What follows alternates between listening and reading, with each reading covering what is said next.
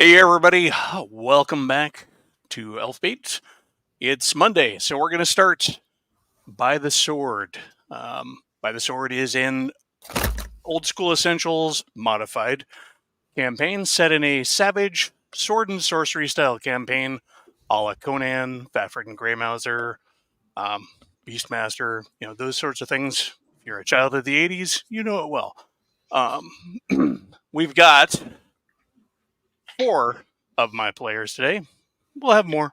We had some late callouts due to reasons, but I'm going to go ahead and start at my left here with Grumpy Old Slan.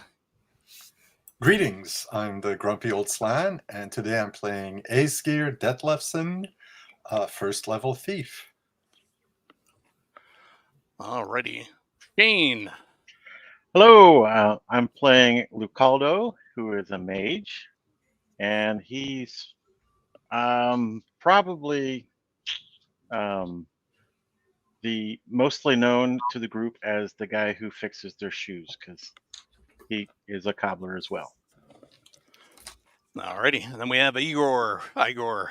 Igor, my name is Brian. I'm playing Igor today. Igor is a barbarian from Kruark. He's a rough and tumble kind of guy, rough around the edges, does a lot of manual labor to get by. Until today. Excellent. And on to you, Coco. All right. I'm playing Orvar. He's a warder. He's from the Frost Barbarian tribes. And he's also called the Varger. Excellent. All right, so for a bit of context here, I'm going to pull up the map so the folks following along today who can understand where everything is and what it all looks like. So just a moment here. But, excuse me. All right. So the world we're playing in is a homebrew world called Karsooth. We're in the Northlands, which is aptly named because it is the northern section of the world. We have at the southwest area, we have Arturia, which is the imperialist nation that is sort of threatening the Northlands in its pretty much eternal war at this point with Vantica. Kruark, which is where Brian's character was from, is sort of here. It's a wild nation, swamps and fens and forests, deep dark. And then we've got the Frost Barbarians, who are a Nordic-style folks who have spread out of their fjords all around the land. Our action, however, today will begin here. Find ourselves on the Red River. It is the end of the campaigning season, so the season of war is coming to an end, and auxilia have been freed of their military contracts and sent on their way. As the various forts along the Vantican border bolster up with just garrison forces. The 4 of you find yourselves on a large trade barge heading down the river towards the Bay of Blood, where you will where the regional capital of Lancia is. It's a trade port, well known, in and out from different cultures. It's also a nice junction point between the Red River that goes east-west and the Black River, which goes north-south. Black River goes all the way up into the Northlands and up to the high sea. So your travel has been pretty uneventful at this point. It's been you, a few other soldier types. You've picked up a few more passengers along the way. It's a large, kind of slow-moving, like I said, it's a trade barge, so broad-decked, few crew working here and there, just kind of drifting, being kept in place through poles, not even any oars or anything like that. But even now you can see that winter is coming because there are bits of ice in the water that float along with you. And with that, we'll kind of go to the deck and go to you guys. What are you doing? I'm over here lugging boxes around. I'm trying to put crates in where they're supposed to go. Hey, get out of my way. I'm trying to move something over here. I don't care if you're a soldier or not. Get out of my way. The deckhands that are trying to work around you kind of grumble and pay you no mind. You're just that hired hand. Lucaldo is probably mostly by the front of the barge, trying to basically just watch what's going on with the scenery, looking out for anything interesting. With the commotion behind him, he looks around. Um, he's not necessarily a wimp of a man, but he does seem to be a little bit more jumpy than the average fellow. Excellent. Ace Gear is with the crew that's currently off shift, trying to get them to play a game of dice with him. Excellent. And standing by the side of the boat, watching out over the waves, wistfully looking at the water. You know, it's just a river. He still thinks about home. Yeah, we're talking about a wide, slow-moving, very navigable river. So it goes deep into to the west and touches on a lot of different places. But it's not a fast-moving river. It's just a meandering, long haul river, basically. So in the few days that you've been on the boat, and like I mentioned, you've sort of taken on some new passengers here and there. The last lot looks to have been also a group of recently, furloughed mercenaries who are also kind of clustered over together, kind of hunched around one of the many braziers that burns on the deck to try and keep you warm against the encroaching winter. As you guys have been moving about the deck and going through your day to day, you can't help but feel that this group of men has been eyeballing each of you, kind of sussing you out. Don't know if it's maybe they recognize you or not, or maybe they're just curious, but they have kept to themselves and seem to have a particular interest in the goings on. Not the crew so much, but you, um, you know, other fighting men, other former mercenaries. Was there anything in our former battle, as far as colors, or was it pretty much free for alls that attack whoever is in front of you? So the formations in the battle lines. So the Arturians are very much a legion-based military with Roman-style force with auxilia forces and also local mercenaries hired on. So your fighting would have been very much manipular in formation. The people you fought against are your very Celtic style wall of bodies, backed up with nasty prehistoric beasts. They've got like mammoths and stuff like that they pull in from the north across their plains lands. They still fight with chariots too. But these men look like they're more akin to folks from down south. They are not dressed in the clothing of the Vantica or even the Kruak or even Frost Barbarians. These men look more Arturian or maybe even from farther afield.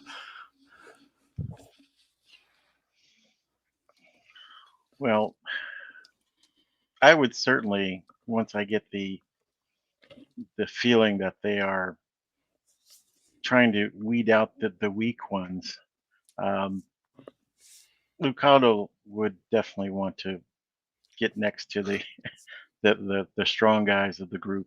Not necessarily because he is scared, but he's wary. Right. And he's going to become more talkative to any of you gentlemen that care to respond back to him. I look over at that guy. What's your business? What are you looking at? You looking at me?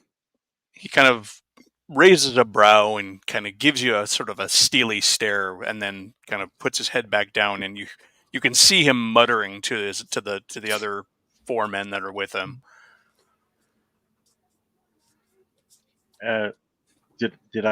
Was I able to hear and understand his speech? You're talking about Igor's speech? No, the guy's theirs. muttering.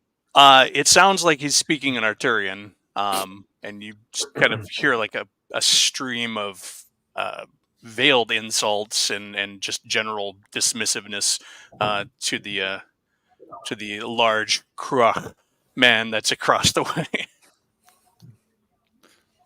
I've seen 100 of you men come on these barges and 100 of you fall. Your parents should have taught you better. You'd be still at home right now and not over here.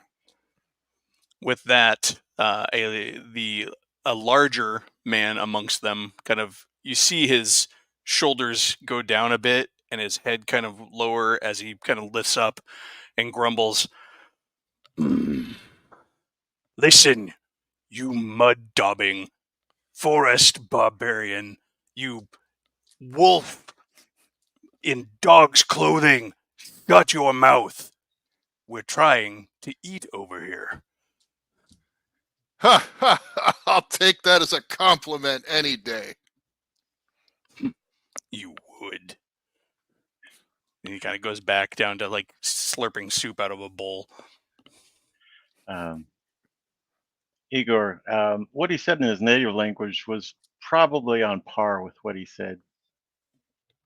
I don't know if you'd consider that a compliment, but if you ever do care what they have to say, let me know. I don't care what he has to say. Understood. And I completely agree with you. But I care what you have to say. What is your business here? I'm asking. Oh, well, I don't know if you saw me in the last battle.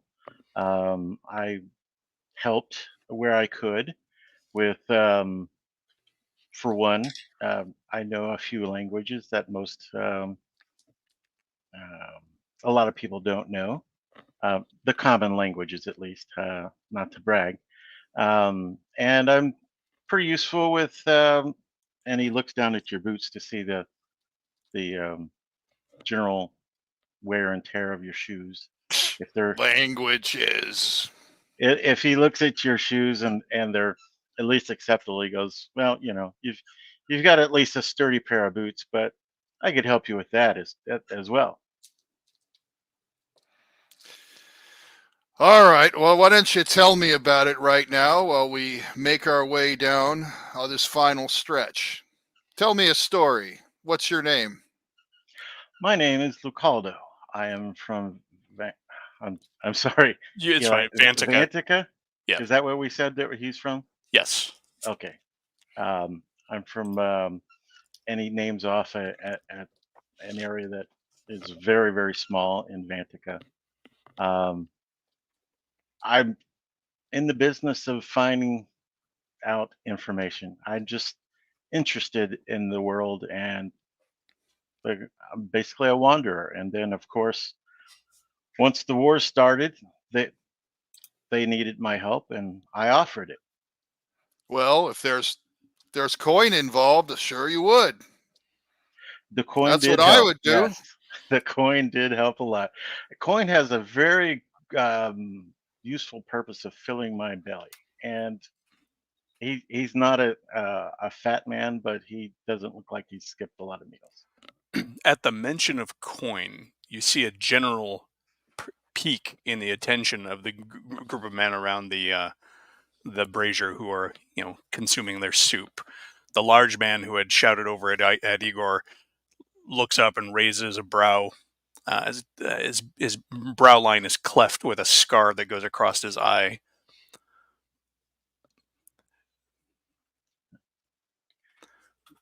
Coco, Aeskir, what are you guys doing as you're hearing this shouting? As I'm hearing talk of coins, I approach Lucaldo and sorry, I forgot your character's Igor. name. Igor. Okay, Igor. And I say, you have extra coin, gentlemen. Would you care to make a wager with me? I say the word coin, and it's like a magic word. It's like I'm a sorcerer or something. They all come out. It's almost like you're handing it out, Igor. Or he probably doesn't know your name yet. So You can call me Igor, but don't call me very often. I'll call you in need, and I'll make sure that you are compensated well. I like what you're talking about. So, may we have your name? My name is Escalation. I was a scout in the before the battles, so if you avoided an ambush, you may give me your thanks. If you fell into an ambush, it's because your commander didn't listen to my words. Now, about That's that true. wager. I believe that I'm willing to bet a silver piece that Lucaldo can improve the condition of Igor's boots. Well, Look down at my boots. They're a wreck. I'm listening. I don't see a wager here yet. As far as I'm concerned, as long as I have the materials, that's a foregone conclusion. I flash a coin out of my pouch and just show it to him.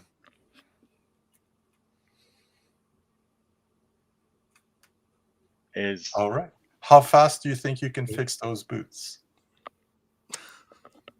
Well, I don't think we're in a rush. The wager could be on your speed, my friend. Well, if we were in a rush, I could do a fast job, or I could do a good job. I've got work to do back here on the barge. I'm picking and I'm pulling. We gotta work on this quick if you're gonna do it. All right. Shuck one of your boots over here, and he'll rummage in his pack and find the available leather that he may or may not be carrying. How fast do you think you can low do enough this to where enough to where it doesn't fly off the side of the boat and into the water. Yeah. And he's going to make sure he's got the materials before he's doing anything. And as he's digging into his pack, I still have not understood the rules of this game. So going over to Orvar for a moment, you're hearing this game kind of forming across the deck there. What are you doing? Having served in the army, I understand the smattering of the Arturian slurs for sure. So that piques my interest, and I turn around and I start watching with a calm eye. See, what are these folks doing here? Talking about boats and whatnot. So, well, I'll keep at my distance, but I'll keep an eye on them. I'm curious. All right. Okay. Meanwhile, I believe you can't fix those boots in less than half an hour. I'm skeptical too. For a silver piece from each of you. Both boots in a half hour. It won't be my best work. We agree? I'll give you one. Let's see what you do with it. Okay, so one boot in a half hour for a silver piece. One boot is half the work, half the time. That I'm just getting the rules straight. I love games, but we must agree on the rules. From over at the group of men, you hear this gutsy laugh. Mahaha! Boots for wages? What kind of nonsense is this? You you're speaking women's chores and what kind of soldiers were you? And and one of the guys stands up. He's very much of a darker tone than the rest of the crew, with kind of curly, matted hair. You'd recognize him immediately as a Karavosan. They're known for being sailors and pirates. And he kind of sidles over to you. He's got a yellow and black striped sash tied around his waist. And he kind of points at Lucaldo with his spoon, dripping of whatever broth he was eating. It's like, listen, I'm trying to eat my supper, and you guys are interrupting me. You tell him, appear to. can you hold on Please. for a minute, my friend? I will be right back. And I just slip behind some crates and come back, flipping a copper coin in my hand and mumbling about how I just won that wager that these folks wouldn't be able to leave us alone should we just go about our business. You know we're on a barge, right? How are you gonna eat in peace? And He looks back at the other group. You can see his cheeks kind of flare red a bit, as combination of maybe rage and embarrassment. Orvar, you were saying? Lucaldo looks at the man. You seem to be a sailor. I haven't heard of a sailor yet who has not sewn a sail. Talk about women's work. This is leather work. It's much harder to put a needle into leather than it is to cotton and canvas. Your prattle. I grow tired of it. Shut your mouth, or my friend here will shut it for you. I check out his friend. What does he look like? It's the big guy sitting behind him at the soup pot, who had grumbled before. You are going to be a very, very disgruntled person if you just believe that everyone's going to be quiet around you.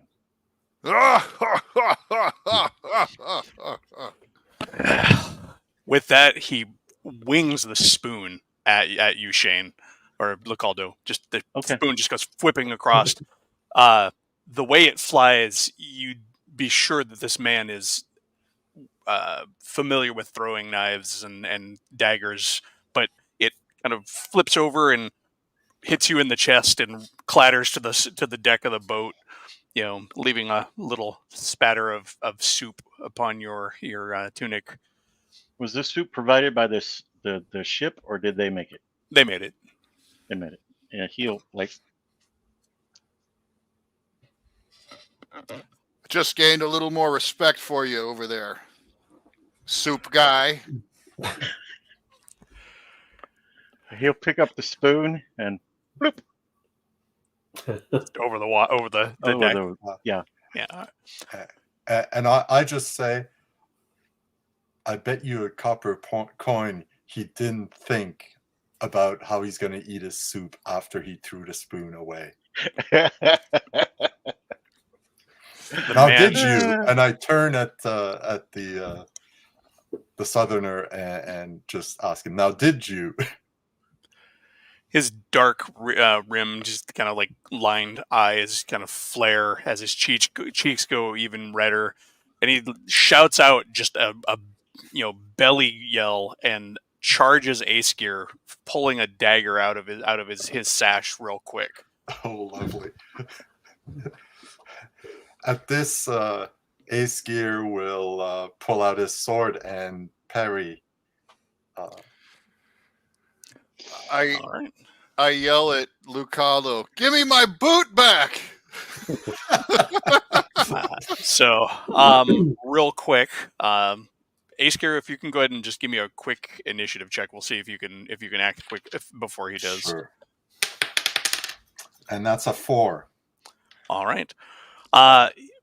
He is, so you'd be able to go ahead and act before him, but yeah, he's bearing down on you with this dagger. Yeah. I will attempt to with my sword, hit his dagger, so it knocks it out of his hand. All right. Bizarre. Okay. Say you manage to actually swing your blade and hit him, kind of flat across his hand. He doesn't seem to have been expecting that, and you kind of catch him off guard. And he actually does a little half-step stumble as his blade kind of whips and clatters across the deck and slides sort of back towards his group of friends. You would assume his comrades over there. I pick up the dagger. It slid across the deck from It you. went It's towards it's towards the other enemy. group of men. Towards the other group of men. Okay. Yeah.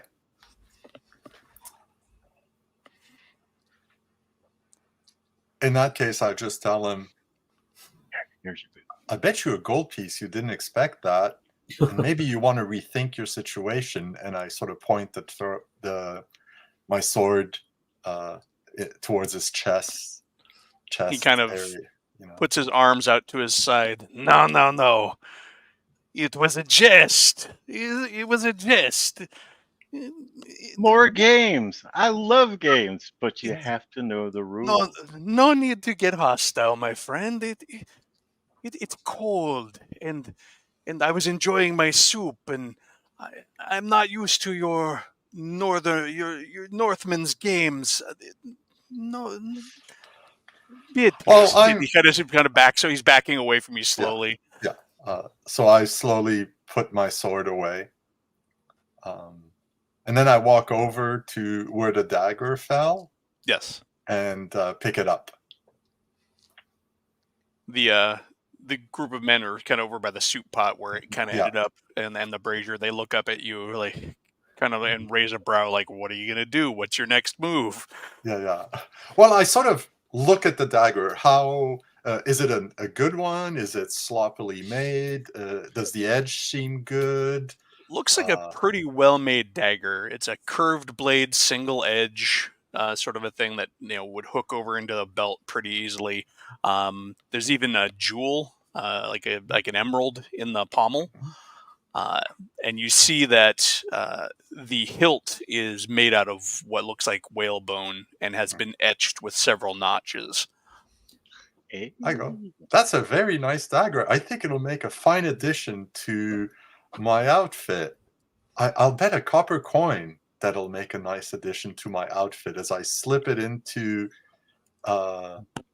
into my belt, and I take the copper coin and I flip it at the man who whose dagger it was, and I say, "Good evening, sir."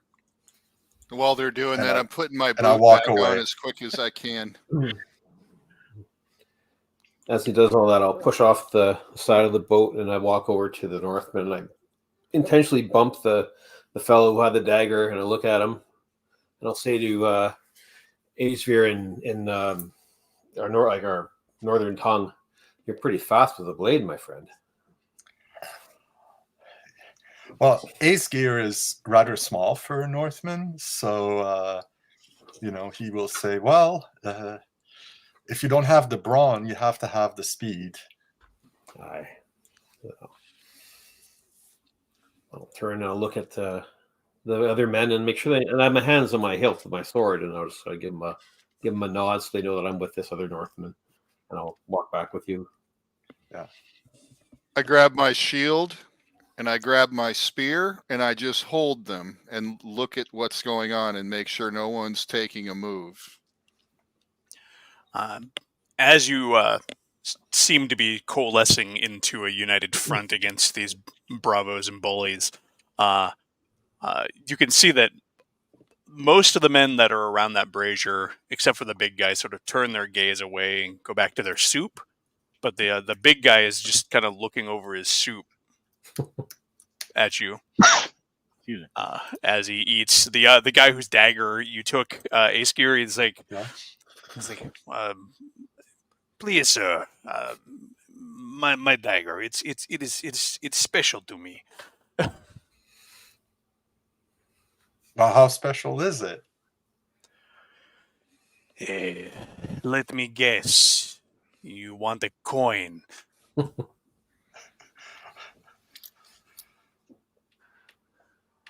I wager you can't tell me why it's important to you. He The does dagger? it does a very pronounced eye roll at that point. Yeah, accented even more by the fact that he's got black lining around his eyes. Mhm. He's just like, oh, what kind of a madman are you? Give me my dagger. Why is it important to you? It is mine. I have sunk it into the belly of a dozen men. I carved the hilt myself from the tooth of a leviathan.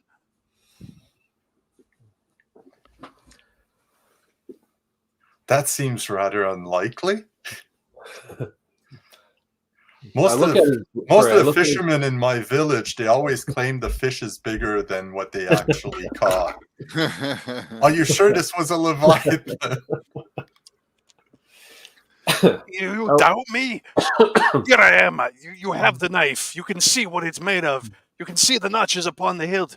Those are men I have sent to the deep. For all we know, it could have been some farmer. It could have been a cat, stray cat. How do we know it was what you say it was? He's visibly getting more and more angry as this continues. As you can see his fists curling into balls. He's like starting to, perspiration on his lip. His brow is starting to speckle up, and even as cold as it is, he's just like, you can kind of seem like the steam coming off of him. You should have finished your soup. I look. And Sorry, let I us look at. speak in peace. I look at his boots. Does he have nicer boots than Igor? He does, actually. He's got a nice pair of well-made and well-maintained deck boots. Well, I'll say, well, make up eye. Why don't you trade your boots for his, and maybe you get the dagger? I don't know.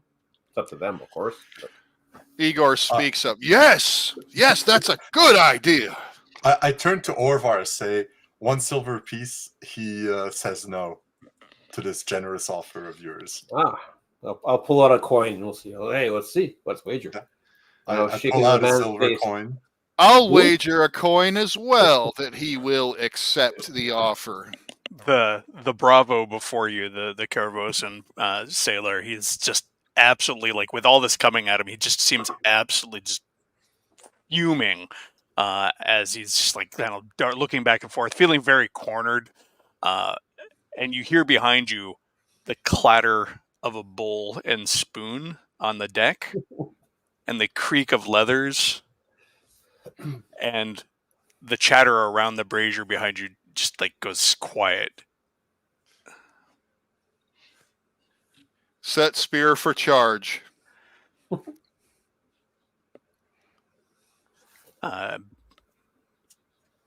So, all right. So from your vantage point, you're kind of focusing on the Karavosan sailor.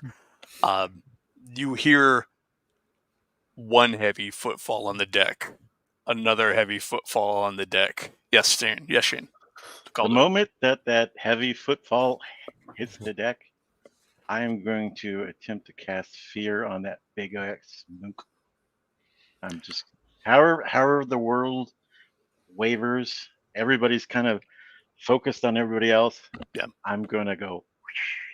Right. How are you going about it? I'm assuming there's some sort of He grabs a hold of his arcane staff, puts it in between his eyes, and he basically gives him the evil eye.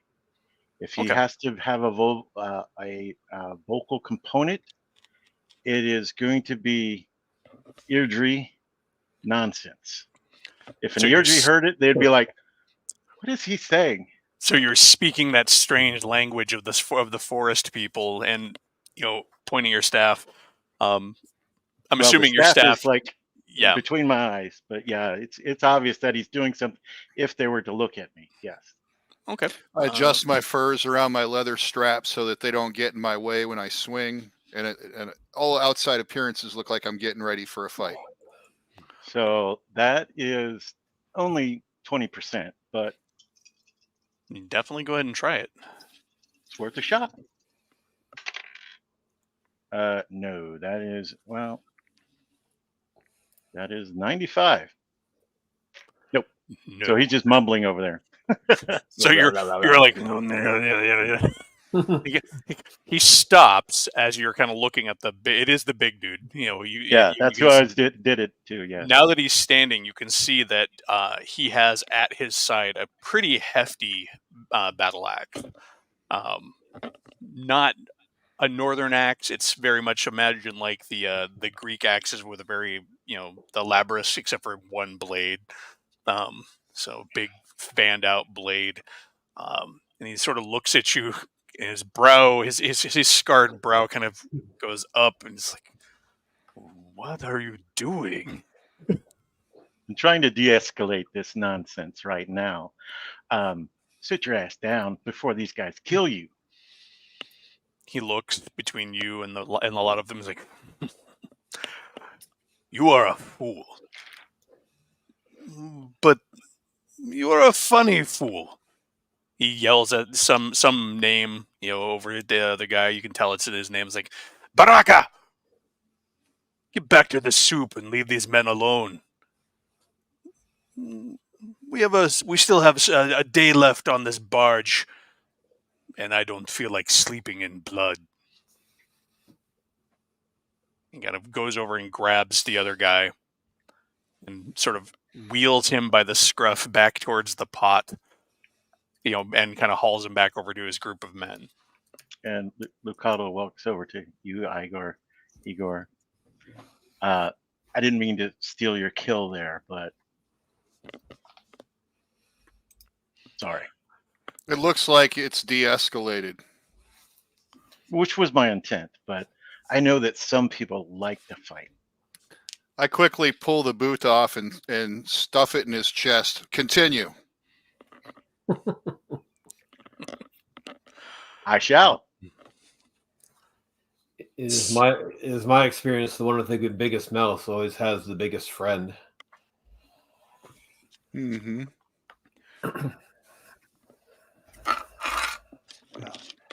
All right. So the evening draws near. Draws on. It gets dark and colder. The deck is interspersed by various braziers that are burning coals to provide warmth to the passengers. It's not really a barge made for passengers, but this time of year, there's a lot of people moving up and down the river and going to places, either other work or seeking shelter in the city before the snows fall. The rest of the night is quiet. You don't hear much from the other group of men that were harassing you. The Caravosan that you were dealing with seems quite cowed, actually. In his, as you glance over that group, you can see he's just sort of like moping in that group. And you see him occasionally. He'll just like run his finger across this empty scabbard in his belt.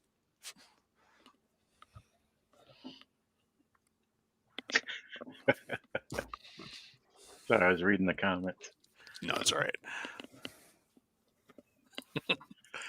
All right. So,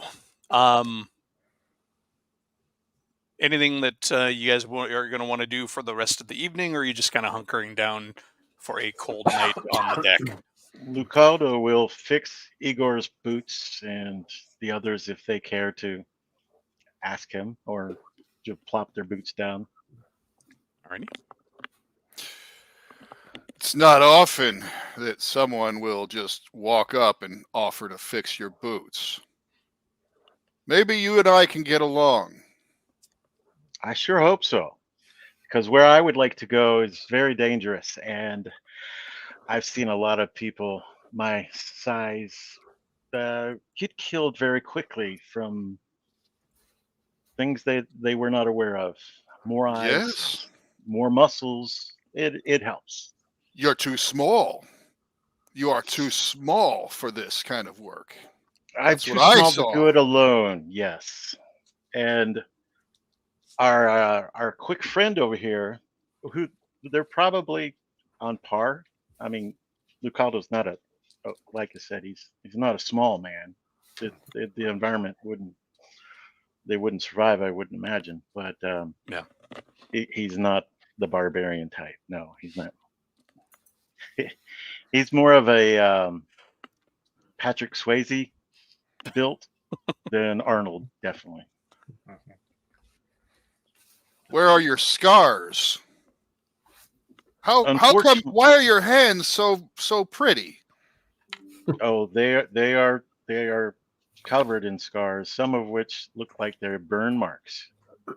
I show him my hand. It looks terrible. You, sir, have seen more battles than I. That is for sure. I do not know if we've necessarily have not seen the same amount of danger. I've done some studies and I've crawled around some ruins, some of which I was lucky to escape alive, and with all 10 of all of my digits. Wow. You never know who you're going to meet on the barge. It helps to keep an open mind and open conversation. And he looks over to your character, Coco, and he says, "I'm sorry, may we have your name?" My name's Orvar. I'm sure the Aesir will notice my scars. I'm called the Vargar in my homeland. The Vargar. I had trouble with Chieftain's son. I had to leave. Now I'm marked. Going back there would be difficult. Aesir, you would recognize the marks on Orvar as those that are given to kind of an outlaw outcast.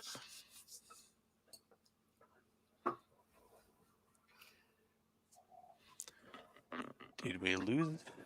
Do we lose him? What? Grumpy, Oh, you there? no. Yeah, I'm there. I Oh, okay. expected a reaction and we didn't get one. Yeah, well, so- I was about to, and then somebody started talking. Anyway, Oh, So, no, If it's it was okay. me, Go I ahead. apologize. No, it's That's all right.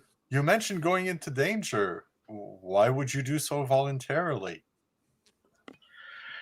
I have found that the good information, the good pieces of information, and the treasures are rarely in the market square. They might be underneath, however. Underneath the market square.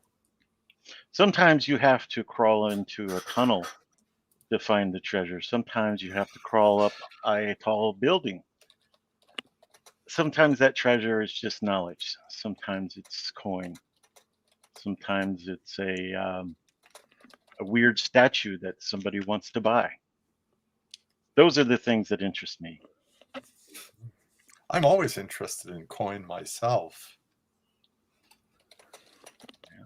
The night air is suddenly shattered by a loud, shrieking war cry of sorts. And you can hear through the air the whipping of arrows approaching you. And they start plunking down onto the barge and splashing into the water. They're coming from your left, so the northern side of the river. Okay. Ducking behind a crate post haste. Yeah. Same here. And I Yeah. exclaim, I think that Southerner's overreacting about his dagger. Was that on the barge or from the? It seems to have come from off the barge, like Yeah. from the northern shore, based on the the trajectory. But yeah, there's a loud cry from the crewmen, "Yo, ambush!"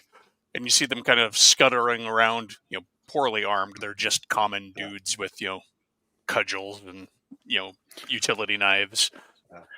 Lucado looks at Slan and goes, "Sorry, your character," and says, did you not talk to the crew?" I dive for my shield under the bench and put it up and hold it up while we're under attack. You can hear another flight of arrows come whipping through the night.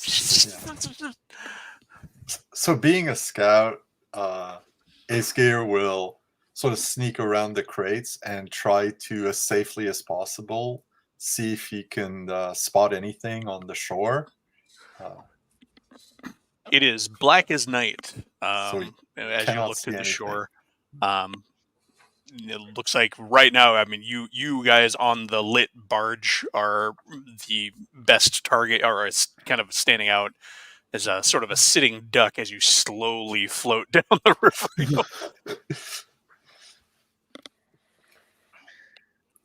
Okay. Hopefully they don't have horses. What fool would attack a barge full of soldiers?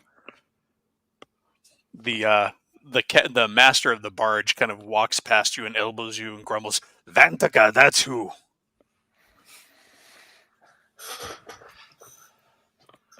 I'm getting ready for battle. I'm getting my weapons, getting my shield out, battle stance. The through I the bet night. you- Oh, go ahead. I bet you a copper this isn't over soon. And I and Ace Gear will try to get as close as he can to some of the braziers, because I assume the braziers are in more open areas, and Yes. to try to cover them up. Most braziers often have a lid, so Yeah, all of them have a lid sitting next to Yeah. them, not just for the ability to put them out, but also for fire control. Like, you know, yeah, if you exactly. fall asleep, I mean, yes, they're braziers and it's coals and they're relatively stable. They're wide-footed, you know, made of metal, Mhm. but you still, you know, want to be able to cover them if you can. So you're going to go ahead and start moving towards covering one of those. Yeah. Another flight of arrows comes in, and I mean they're by the way they're coming down, they're being lobbed from well away on the far shore. Kind of most of them are just hitting into the deck, hitting into the water. This last volley, though, however, one of the arrows pierces through the leg of one of the deckhands, and he kind of cries out. Ah! He kind of tumbles over onto the deck, holding his leg. Yeah, I try to hurry even more to cover up the braziers, reduce the amount of light that the barge is giving out. Asker, you're smart. That's a good idea. I go and I try to head for a different brazier to put out the light. I And scurry over to the deckhand and I drag him closer to the north side of the bar, so he has a bit of a cover, and I try to staunch his wound. Okay. So you're taking care of the deckhand. Yeah. The master of the bar, the barge master and his other couple of crew are. You see them trying. They're actually starting to break out oars, Mhm. and kind of pulling them up onto the deck. And the barge master yells out to you. It's like, you strong men, take an oar. Let's get us out of here. I stop what I'm doing. I grab a oar and listen and start paddling. All right. So yeah, it's typical, like, there's not even benches. There's just places where you could stand and work an oar. Very much not the primary mode of travel for this barge. As you kind of get them slotted in, and the other hands, and you even see the other group of men that you were fighting with. I mean, they're taking up the oars. All of them except for the Caravosan sailor that you saw, that you were before, who you can't really see anywhere at this point. Okay. There is another flight of arrows comes over. At this point, that's 4 different flights of arrows, not accurate at all, just lobbing arrows. I will grab Igor's set aside shield and try to protect him as he's rowing. Okay. At first, Igor's like, "Hey, are you putting your hand on my? Oh, you're gonna hold it in front of me. I get it." Orvar, as you're tending the wound of the able-bodied seaman, he's like, he kind of looks up. He was like, "If they haven't killed more of us, we can expect fire next." I'll rip off a strip of cloth, tie it around his leg, and then I'll make my way to an oar. And I'll yell, "Fire is coming!" Oh crap! You almost as if on cue, you can see lights spark up on the shore, but more concerning then the flames is that suddenly as the flames in the braziers that they have there, spark up, something large is highlighted in the fire, and then there's the bellow of a trumpeting mammoth that you hear from the northern shore, and you kind of see the devil beast, highlighted in the flames. Row faster! And it's starting to. You can see it kind of lumbering down towards the edge of the water, and then there's a man on its back. Row much faster. You can see them start to light the arrows, and of course the boat is now moving under some power. The barge, it's starting to move under some power. You can even see that the deckhands are starting to chuck crates over the side at this point. They're just like, if it's not important, let's get it off the boat. They're avoiding certain things, like there's several amphorae that are actually lashed down. You figure they're probably full of oil or tallow or something more valuable. But yeah, like anything that's just seems to be easily replaceable, timber and stuff that might have been just lashed down. They're just cutting the lashing and just rolling it off the side, to lighten the load. Go ahead. What are you guys doing? Oh, that's a good idea. We're going to speed up a little bit. Maybe we'll get through this. I'll keep rowing. Keep rowing. Yes, please keep rowing. The big guy from the other group, he bellows out. He's like, yes, put your back into it. Everybody that can, grab a bucket or a helmet. While I'm rowing, flame arrows are. You put your whole front into it too. Orvar, you managed to get the deckhand's leg bandaged, and however you're going to treat it there. I'm sure a man of battle as you are, and also being an archer, you're well acquainted. Yeah, I'm going to judge the distance of the mammoth rider and see if I can't maybe just sink an arrow into him, just to maybe I can dissuade them, or maybe he's definitely at the long range of your bow, but you could probably try. You're pretty sure you could make a shot in a pinch. But that mammoth is in the water and starting to wade over toward you, starting to swim over to you. Yeah, I'm just going to try to take a shot, and maybe that might dissuade him a little bit if he thinks there might be missile fire coming back at them. So, all right, and those of you who have an eye on the archers too, you're noticing that kind of like seem to be holding off on lighting their arrows yet. So, all right, go ahead, Orvar. No, it's much too far out of my range. I only rolled a 6. All right, and you're aiming at the rider, right? Yeah, the rider, not the mammoth. Yeah. All right, your arrow whips past him, goes way wide, obviously, but it's dark. And you're on a wobbly, accelerating barge.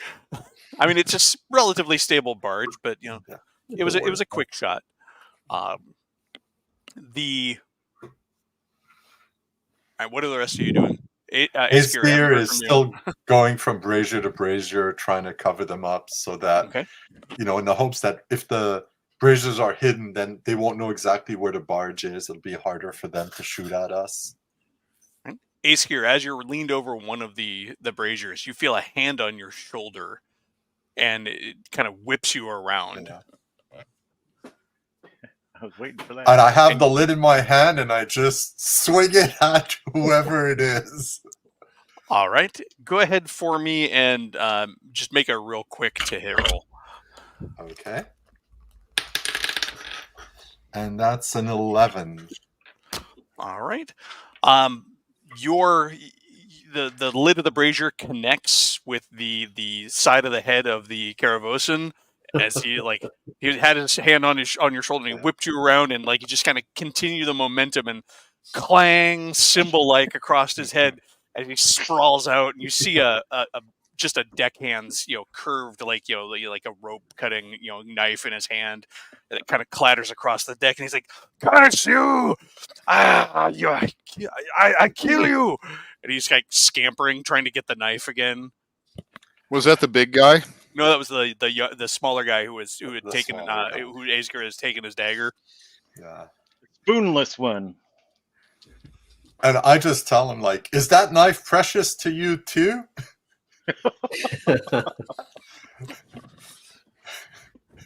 The sound that comes out of his mouth is probably the perfect combination of abject rage and childish indolence that you've ever heard. So,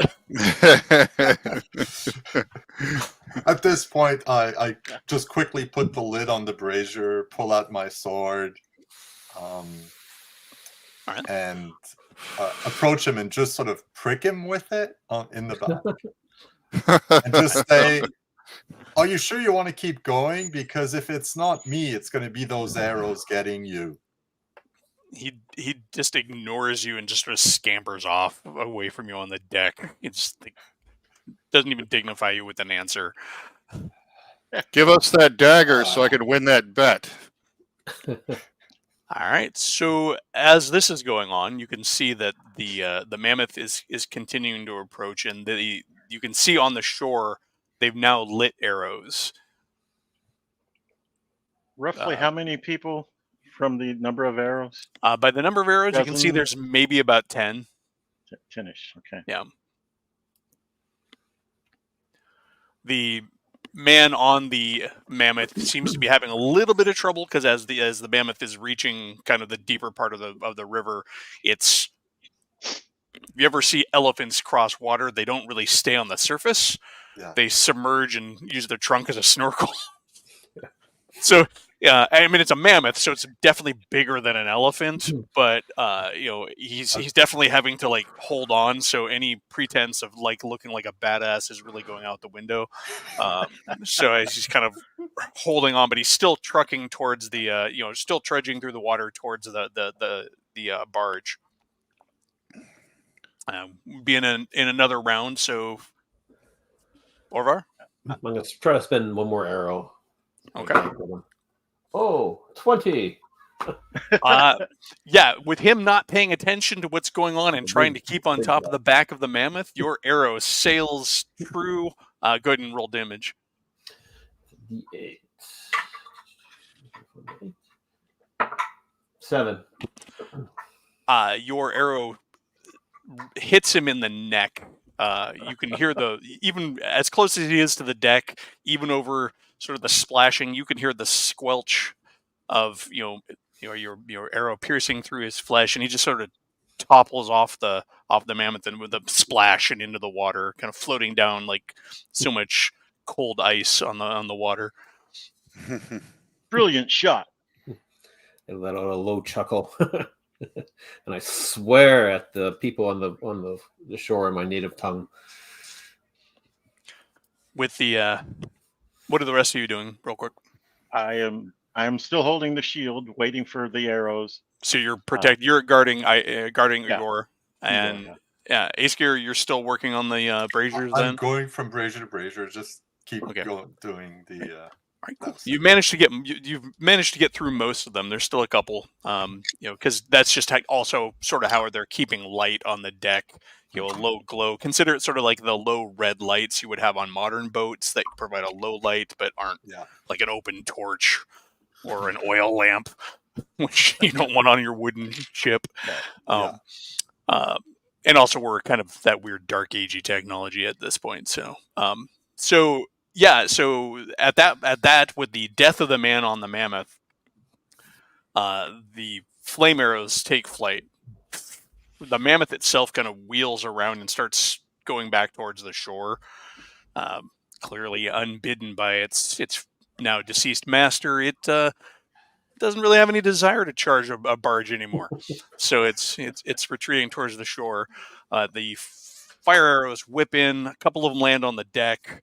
They don't hit anybody important. Just that guy over there.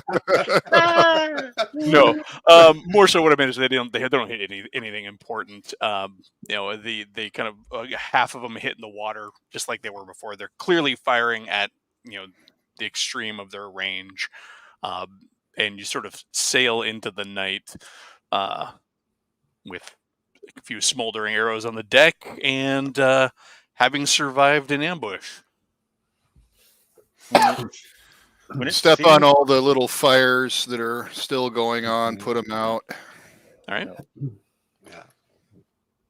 When it seems like we're out of range, I'll look at Orvar. Are we out of range? Is it safe? We're out of range. It is safe. Okay. Put the The, shield down. Nice, safe area. So it doesn't go anywhere. And I'm going to walk over to the deckhand. Yeah. And I'm going to heal him. Okay. He gets You one point back. True enough, but you're able to. We'll call that able to like close the wound effectively. You know, he'll have to heal the rest, and he can hobble around on it. He thanks you. At the Igor, after the fight's over, the big guy from the other group comes over and clasps your hand. He's like, you have a strong back, friend. If not for you, we might have languished under that archer fire for far too long. I'll take your compliment, but I'll have you remember, when you come on this barge, show a little more respect next time. Indeed, indeed. Now, shall we put out these fires? Let's do it. So, Aesgear, what are you doing? Well, seeing that we're out of range now and light is useful, especially to spot annoyed southerners, I will uncover the nearest brazier. And if there's any flaming arrows nearby, I will just go put them out, toss them in the brazier, Okay. so they can safely burn. Or Looking just ar- in the water, right? Yeah, you Yeah. just chuck them over the side; they'll go out. That too, yeah. So, looking around as you move around, you can see the Karavosan pirate or sailor, whichever he was, kind of one and the same reputation-wise. He's sort of tucked himself in amongst the amphora that are collected in the middle of the barge, and sort of trying to make himself as small as possible. This large goose egg. Exactly. It'll be like very pan-shaped. All right, that guy can't wait to end this trip, huh? So with that, the evening is quiet from there on. I mean, you're able to settle in, get to your sleeping, and the rest of the trip goes relatively uneventful. You were about a day out of Lancia when this occurred. Anyways, it's about the last point on the journey where really there would have been any sort of place where they could have attacked you with any confidence. Bringing the map up again, so you can see coming into Lancia. So you would have been maybe out here about when that happened. As day breaks and the warmth of the sun beats down upon you, kind of withering away the cold embrace of the night prior. Even with the braziers, it's still cold. It's one of those situations where the front of you is warm, but the back of you, if not for the furs heaped on you and stuff like that, would probably you're talking about a serious temperature differential. If you've ever been camping in the fall, Too hot, too cold. That's all you get. exactly.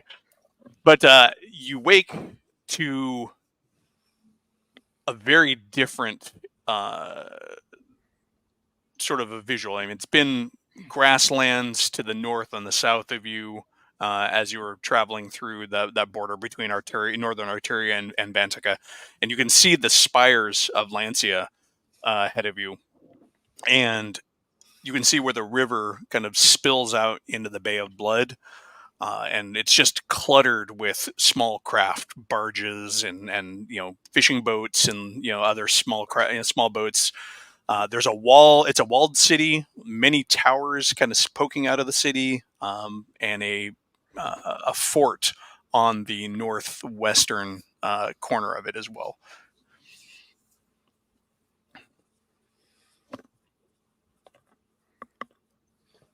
should be some tales to find here.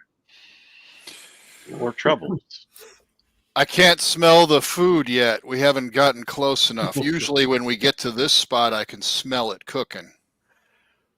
It's early enough in the day with your reputation, with your knowledge of going back and forth. It's early enough in the day to where you might even be getting into town a little bit before the breakfast fires spark up. But you do know that outside the city is sort of the common docks where all the barges and the ferries and the small fishermen dock their stuff. The docks in the city are reserved for war galleys and actual legit merchant ships and stuff. So you would be heading towards as you're watching one of these smaller docks. The land side of things is already starting to bustle with people moving around, carrying freight off of ships. And there's just a lot of bodies here. You see soldiers, you see men of different different peoples. There's Kruak here, there's Vantica here, there are frost barbarians here, and there are people from outside the Northlands as well. So it's just this jumble, and you would know, Igor, from being here, and actually anybody who's familiar with the area would know that Lancia is like the primary trade port for the Northlands.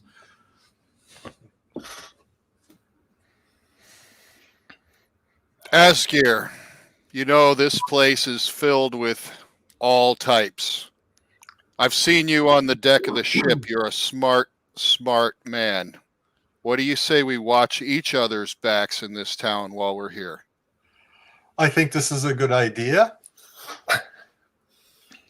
I saw your strength at work, and I must admit this is not my strongest point, if you'll forgive the pun. So we could make a good team. What's a pun? It's kind of like a game, but it's a joke. Never heard it where I'm from. That's okay. I still think we'd make a good team. And I turn to Orvar and I say, my friend, do you want to join us? You're as close to the home as I can get in these southern lands, if you don't mind. It's nice to hear my native tongue once in a while. So I will accept your offer and join the two of you. I slap him on the back and say, it's a team then. And you too, Lucado. Well, or whatever your name is. Yes, you too are invited to this team. I thought you and I would already establish some sort of bond. So yes, 4 of us. Let's see what troubles we can find. The barge I'd rather find coins instead of trouble, but barge squeezes itself in between a couple of the other barges that are here, so you kind of like jostled a bit, but you can see you're coming up to the dock now. Sorry about that. I can't wait to get my hands on a mug. That does sound good. What about your friend, Asgeir? Do you think we're going to have any more? I don't know. We will see. Okay. And, his companions seem more honorable than him. Yes. I gather my stuff and get ready to. All right.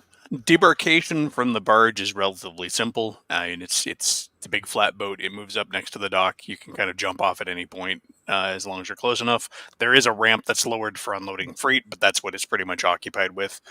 As you come ashore or come onto the deck, you're kind of in the throng immediately. There's people moving other freight up and down. This time of year, with the winter coming, there's a lot of supplies coming into the city before the river kind of gets nasty, and even the bay here tends to ice over. in the where the fresh water and the salt water mix.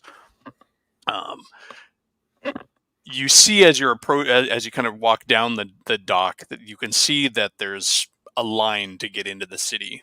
There's two lines actually. In fact, there's one that's all people on foot, and there's a big line of carts. Moving about them are people with baskets of fruit, meat on a stick. There seems to also be various priests of different groupings that seem to be accosting the people in the various lines. Um, uh, but most notably, you see by the gate, the foot gate, a cluster of people in red colored robes that go from their head all the way down to the ground. And would this Are be... these people in the line? No, they're sitting next to the Okay. gate, sort of in a cluster by the gate. Okay. How long is the line roughly? Like 100 feet, 50 feet? It's time wise, you at the pace it's going, you probably are going to be in line for a good maybe 15-20 minutes before you can get into the gate if you go in through this gate.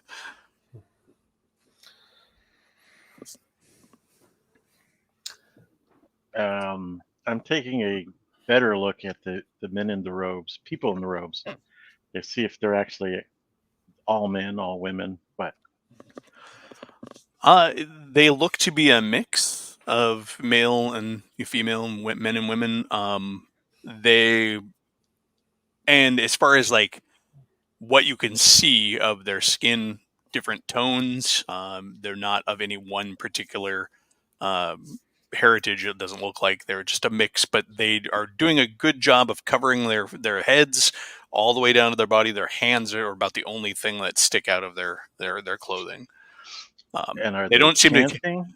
They do seem to be chanting amongst themselves. They're not accosting the people that go by. They're sort of holding plates out, looking for alms. Igor finally manages to shut up and stop grumbling, and he just stands quietly taking it all in, watching and listening to everything. I beckon over some of the merchants, grab some fruit, check out the meat on the stick. The meat on the stick is anything that you can find. It looks like chunks of meat. So a lot of fish too. They're like dried. Yeah. I'll grab whatever fish they have, like a fish stick and maybe like a piece of fruit for myself. Waiting 20 minutes in line, I'm gonna get hungry by the time I get to the tavern. Yeah. So there are even looks like performers that are going around, trying to get a stray coin. Watch me juggle these jars. Look, I can stand on my hands. Kind of a thing. Sounds like downtown Vancouver. Occasionally, there is a Arturian sentry that'll walk up and down, tall shield, spear in hand, crested helm, wearing like sort of these guys are lighter armed than the standard infantry would be, so they're wearing more of like just kind of a reinforced leather kind of an armor. But there's maybe 10 of them for the whole crowd outside the gate. You can see up above on the gatehouse there are more. You can see spear tips, and there's looks like there may even actually be a couple of ballista up there. So, Aesgeir will join Orvar in eating some fish and fruits. It smells too good. Hey, vendor, give me one too. A kind of creaky looking old man with maybe a handful of teeth in his mouth walks over, long scruffy beard. His long hair is actually done up in sort of a loose knot on his head. He holds up a basket which looks to have an assortment of berries. Like berries, wild and grown. Where's the meat? I look under the berries. There's no meat under the berries. Are the berries obviously, common edible berries? Yeah, they're the Right. sort of things that just grow wild in the area. Nothing strange. Gooseberries, blueberries, Ooh, things like that. gooseberries. Mm. Well, I'm hungry. Lingonberries. What do you- Lingonberry. There you go. How much are you asking for this? A silver for a handful. I take out a silver. I put it in his basket to the side, and I take a healthy handful out with both hands. He has a look of dismay, but that quickly fades as he realizes the disparity in size and capability between you and him. And it's like, enjoy. And he takes the coin and kind of walks away looking at his much emptier basket. Before he leaves, I'll go, "Grandfather," and I'll slip him like a little brass coin. Just to... He smiles, and you see all 6 of his teeth. He's like, thank you, sir. Thank you. This shall keep my family fed. And he kind of walks off into the crowd. Berries, fresh picked berries. As you see Igor munching on berries, you can see him eating with his mouth open, and he's missing a couple of teeth, one on each side himself.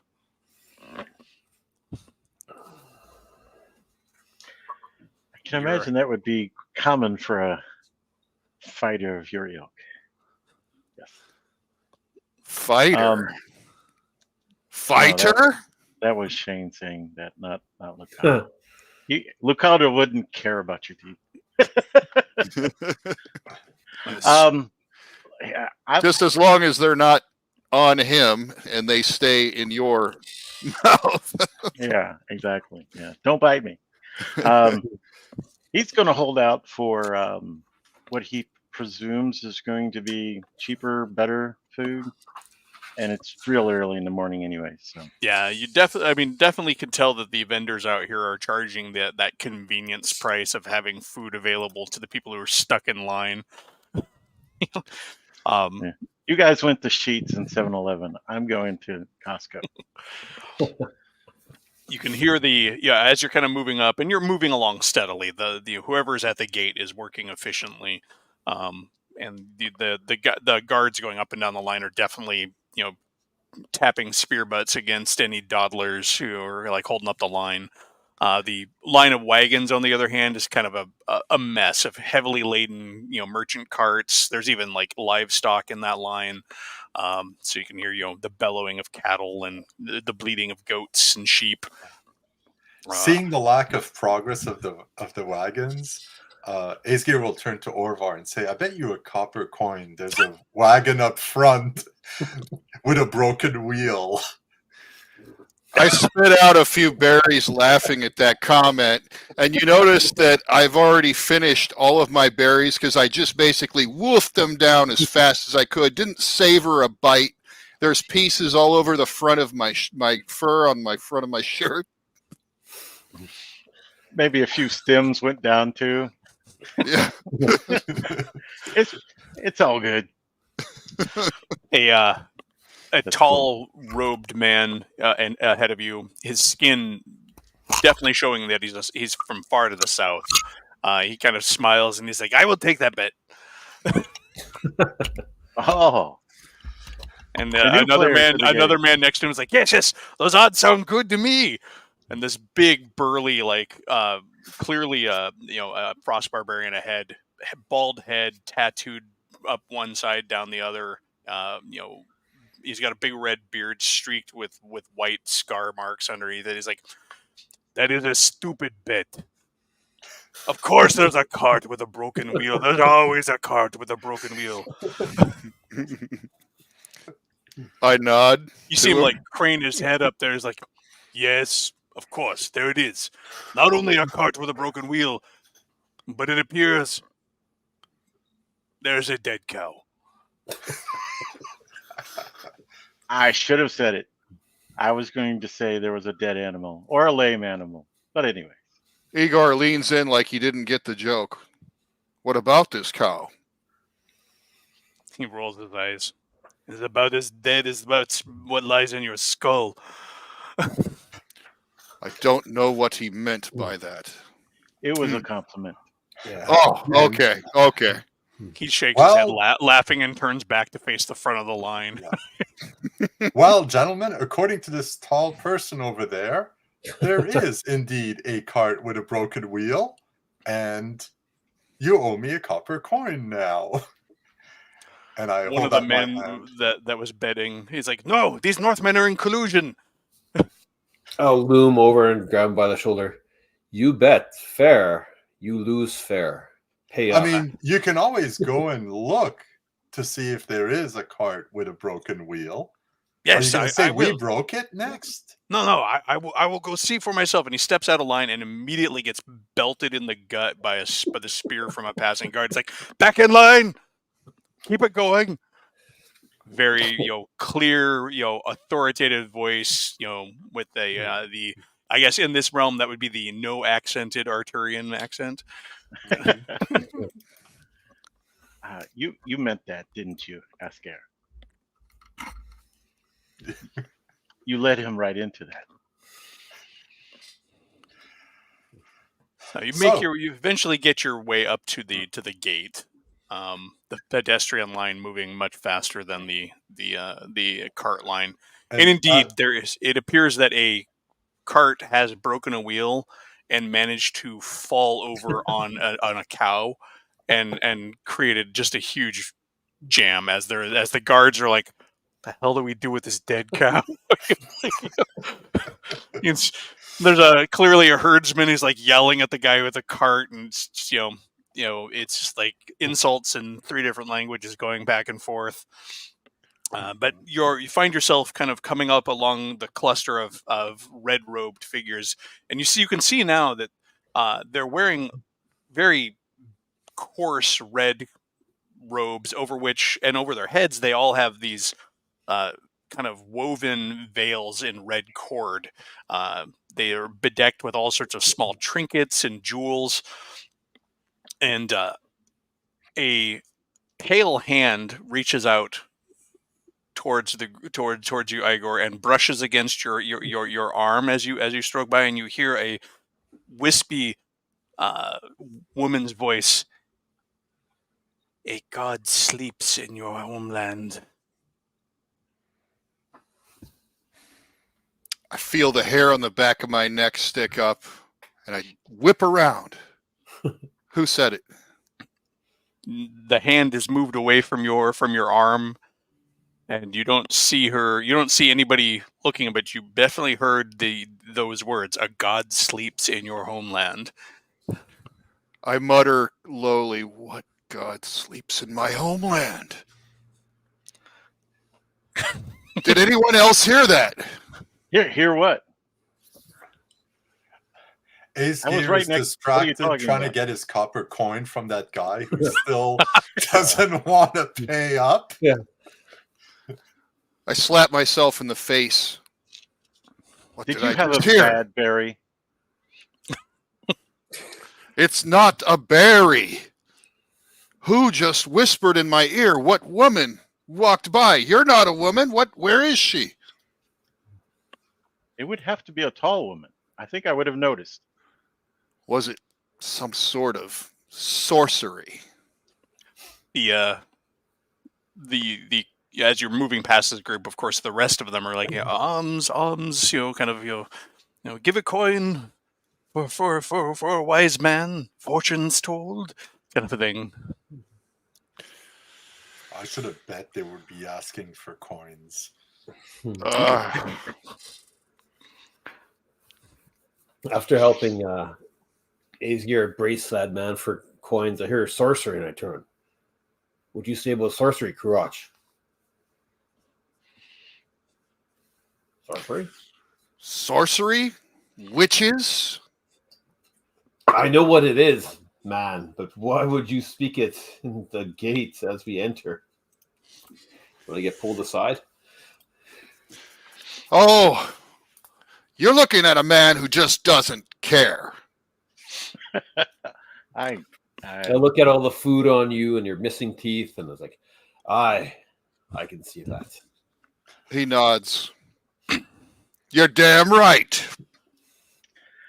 There's a tap at your heel, Lacaldo.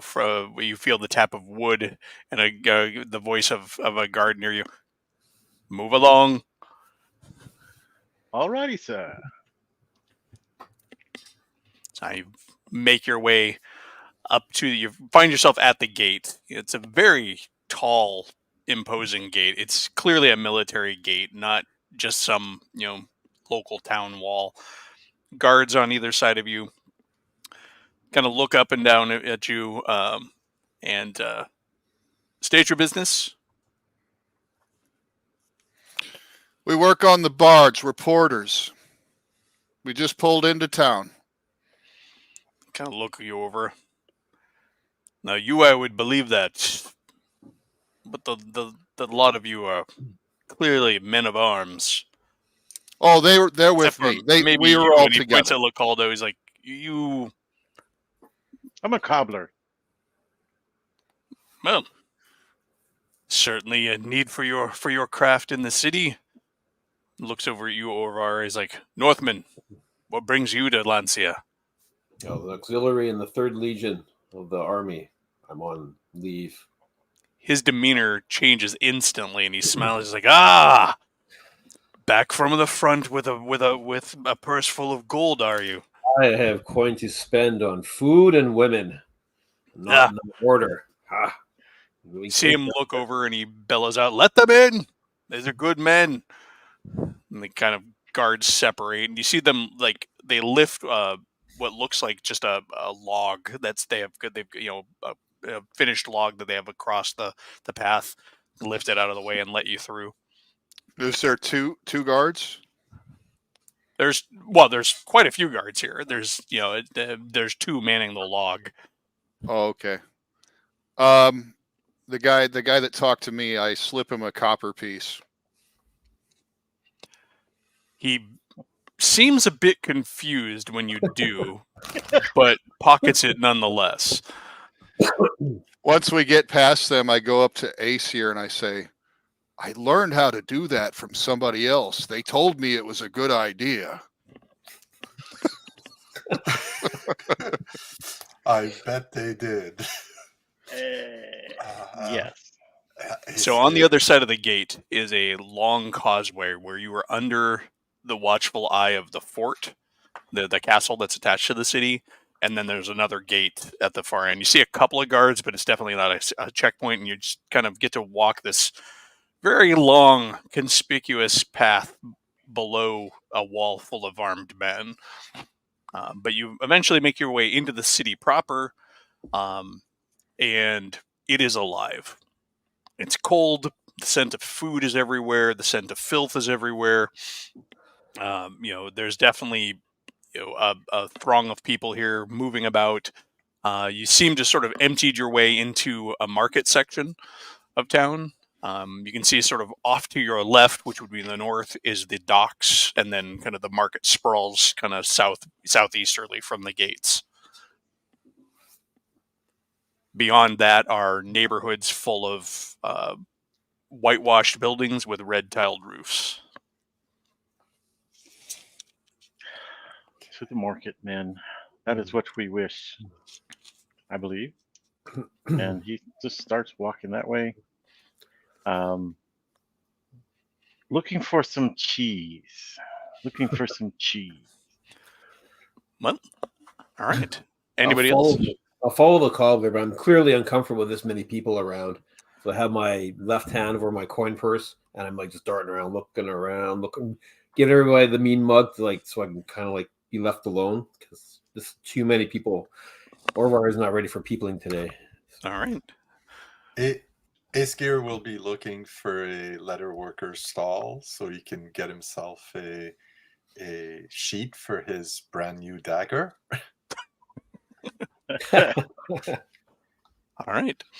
So the market, it's a good time to be in the market. Like I said, this is a time of year when a lot of stuff is coming into the city as it's getting ready for winter.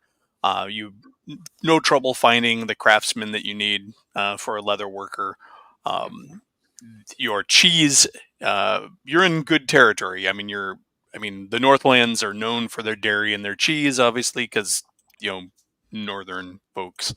It's like, Yeah. they're Yeah. milk drinkers. They have the cheese. You can find goat cheese. You can find sheep cheese. You can find cow cheese. You can find all of the cheeses.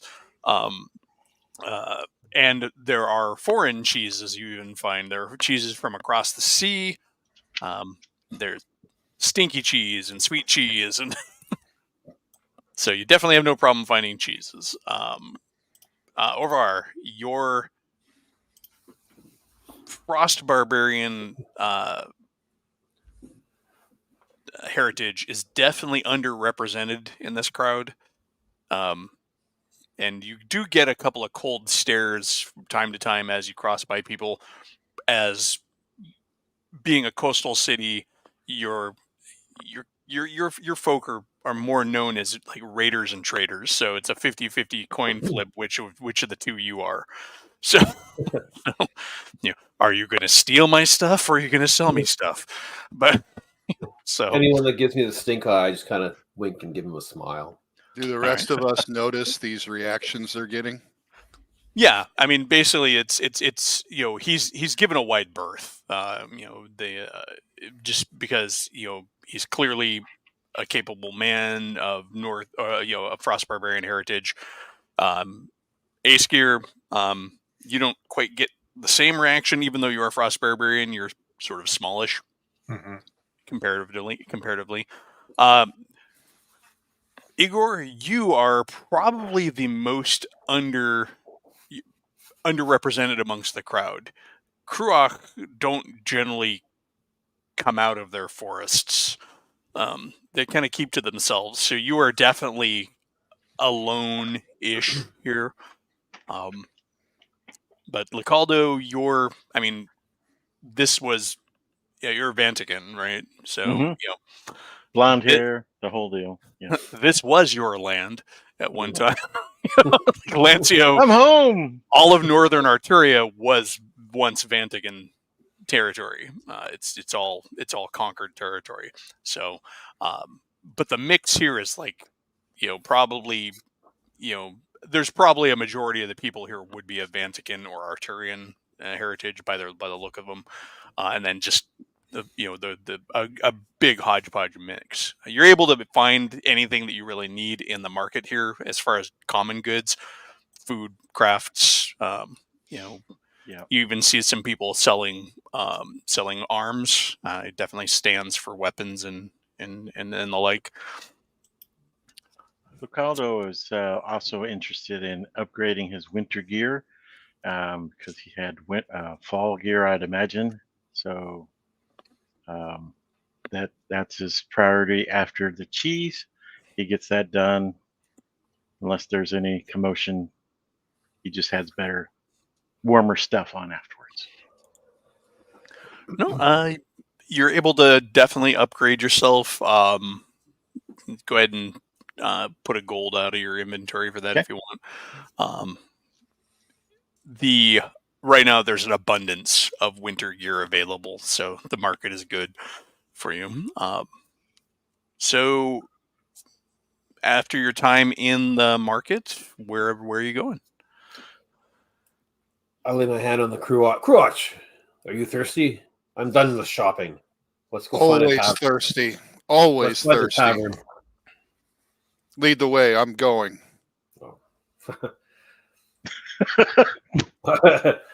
I'll look around. Someone that seems suitable that like maybe they're into the drink. I'll stop them and they're like, man. I think about the last time I've been through here. Where do I remember the watering holes to be? I'll just stop a wino or whatever, and I'll say, man, where can we find ale? You definitely are able to find people who are already into their cups, even at this early hour. Being a port city, there are plenty of sailors and the like about, and so some of them look like they've just woke up and are still holding on to the previous night's drinking. Yeah.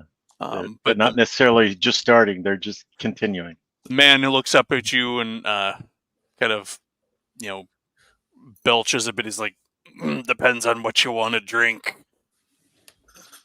Well, I don't want to drink swill. Well,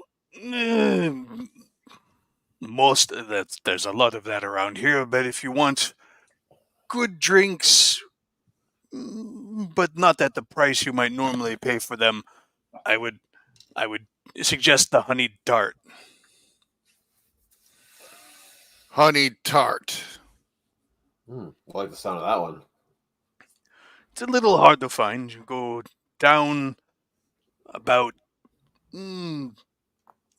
see where that purple awning is over that stall. There's an alley that goes off from there. It'll go back to a street, and you'll find a stairs leading down below the street level. That's where you'll find it. Right. You're speaking to 2 wardens of the armies. We can track down any alcohol. Thank you for your time. You're welcome. You're welcome. And you can see his hand kind of twitches, like he's almost expecting you to pay him for the information. I'll grip it tightly and I'll shake it. He kind of blinks, trying to process it for a moment, and does a sloppy little salute and kind of stumbles back off. We got a booze ranger with us. Well, let's track it down. All right, Gentlemen. So, following his instructions, you get down several stalls to the market, kind of to the edge of the market. The purple awninged place is just like a little carpet kiosk where somebody's selling rugs and the like. The alley he pointed out is there as said, and it sort of winds through the buildings. It's not so much a street; it's not even paved. It's sort of loose earth at this point. It's sort of a mix of slush and mud. Looks like the back doors of several buildings is what you'd be wandering through. 2 things, Lucaldo. 2 things I'll be looking out for is up above chamber pots and around me daggers. Yeah. Even though there's eyes, watching us. Fair. As you make your way through the alleyway, it's buttoned up pretty tight. Being winter and being cold, nobody's keeping their shutters open to let the cold out. You can see a pretty steady stream of smoke from chimneys on either side. The muck and the churned earth here definitely shows that people do make their way up and down this way, and occasionally somebody will come out a back door. But when they see your particular group, they sort of immediately change their mind and go back inside, and then or plaster themselves up against the walls of the narrow alley and may allow you to go through. You come to where it turns into another street, and you can see sort of on the corner there a set of stairs that go down below street level. There seems to be a shop above it with some apartments above that. In that, everything around here is brick that's been sort of plastered and whitewashed over with, red tile roofs. Kind of think Roman architecture for a real world reference. But yeah, these stairs go down and you can hear the sound of stringed instruments and merriment already this early in the morning. They've already started drinking today. They were waiting for you, Igor. Were! That's right! I will make my entrance. I open the door and I stand aside and I go, after you, crew watch.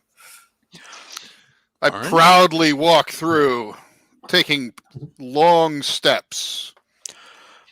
As you stepping through the door, you're met with a very different air. It's very stale. It's full of tallow smoke, the smell of people and old spirits, and just warmth. There's a lot of heat. Just like you were going from the cold air straight into this hot interior. There's a bar crudely made. It looks like it's actually been built out of old ship's timbers, and several tables. And in the corner, there is actually a sort of high-walled wrap-around sort of a booth. I'll lean over to Aesgar and I'll speak to him in our language. If he says this is where the good drinks are, I don't think that man has much money. I nod. Would it bet a coin that it's it's not the best establishment? And I laugh. Yeah, you can looking around, you can tell that this place is not the best appointed location. There's lots of little bric-a-brac and stuff hanging about. Looks like a lot of nautical, but also soldierly affixes. There's shields and nets and the like, and all that kind of hanging around. The tables don't match, the cups don't match, but there's seems to be liquor and ale and food moving around pretty freely around here. And music. It may not be the best place, I say, but they got a couple of things right. Food, ale. That's all we need, right? Am I right? Definitely a good start, my friend. Women? Indeed. I And whistle dice. really loud in the air. Or your proclivities? Cat call in a general direction. whatever your proclivities are. I don't judge. Well, I do, depending. So there definitely are plenty of women amongst the grouping.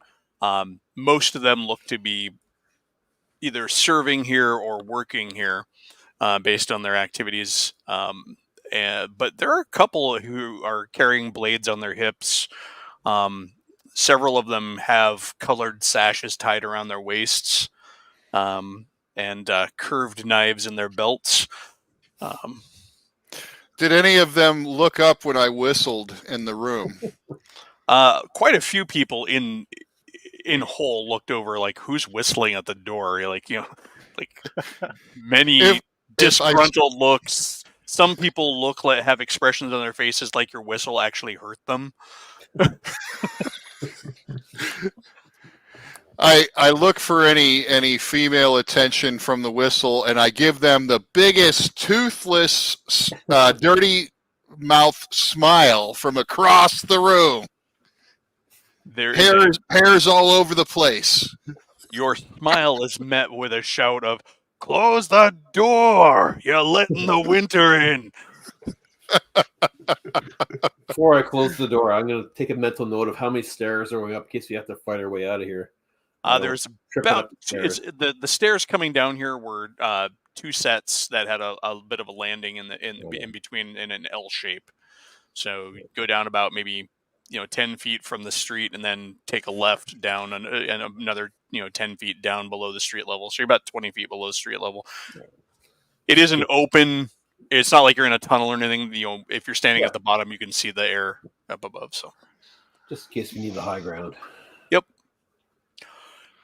So there's a cluster of tables in the middle of the room. There are several long, bench-seated type tables along the edge. There's that corner booth. But even further back in sort of the left corner, there's an isolated table set sort of back at the other end of the room. And the bar. The bar is off to your left. It's pretty shoulder to shoulder, though. I'm okay with the bench if you guys are. Gives me some room to work. And Aesgar is looking to see if any group of people are playing dice anywhere. If there's any kind of gambling going on. There appears to be quite a lot of that going on. There are dice at tables. There seems to be one table off to the side, one of the long bench tables that's doing some sort of flicky, almost like micro shuffleboard game with coins. across a little board that they've that's carved into the table itself. They're like flicking coins to see if they can get them in certain places. Okay, I will attempt to join one of the dice games. I say, hey, sir, there you go. You like games? There's a bunch of games. So as he belts this out, you can see several eyes peek up like, fresh meat. And at that, a tall, pale-skinned woman dressed in a blue dress that was probably expensive at one time. She's got long red hair, probably not her natural hair color, based on the streaks of blonde that are in it. Looks like it's maybe been reddened up through henna or something like that. Slides off the shoulder of another man and kind of saunters over towards the lot. So comes over your way. Games of chance, is it? She looks at you questioningly, Aesgear. Oh yeah. I smile at her. Of course. What do you suggest? We have dice. We have. She names off some game. We have Bratska, and she points over to the sliding coin game. If you're good with a blade, dueling, knife throwing. What's your fancy? Dice. Let's go with the dice. She points to the table in the far corner, the isolated table over in the corner. It's like, they are rolling bones over there. I'm sure they will be happy to take your coin. Okay, I will grab a beer and walk over. All right. I'm just gonna watch his back so that nobody sneaks up behind him and reaches in his pocket while he's playing his game. Okay. Just muscle. Orvar, Lucaldo.